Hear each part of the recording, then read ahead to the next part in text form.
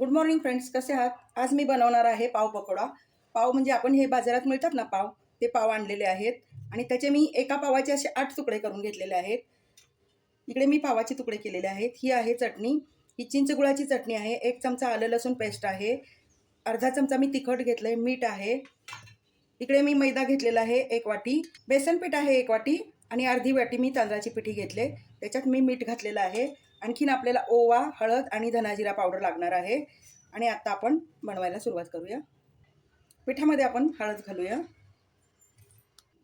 1 छोटा चमचा मी ओवा घेतलेला आहे. तो हे बघा आपण हातावरती असं बारीक करून घ्यायचा, म्हणजे त्याचा स्वाद बाहेर येतो. इकडे मी मिरचीचा ठेचा करून घेतलेला आहे.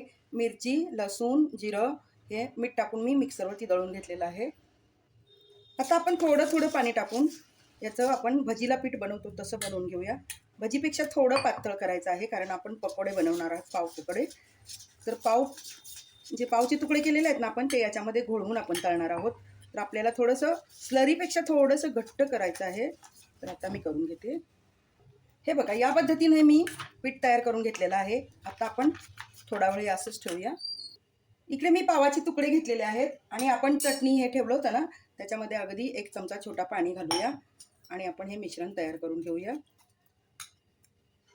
हे बघा, पाणी घालून मी या पद्धतीनं मिश्रण म्हणजे घट्टसर अशी पेस्ट करून घेतलेली आहे. तर आता आपण ही सगळी पेस्ट पावाला लावून घेऊया, म्हणजे आपला पाव पण चवदार होईल. तर आता मी हे सगळं पावाला लावून घेणार आहे. हे बघा, हे चटणीचं मिक्सअप आहे ना, ते आपण सगळं पावाला हे बघा फक्त चोळून घ्यायचं, दाबायचं नाही. वरती पावाला कोट झालं पाहिजे, म्हणजे आतल्या बाजूनी पण पाव चवीला छान लागणार आहे.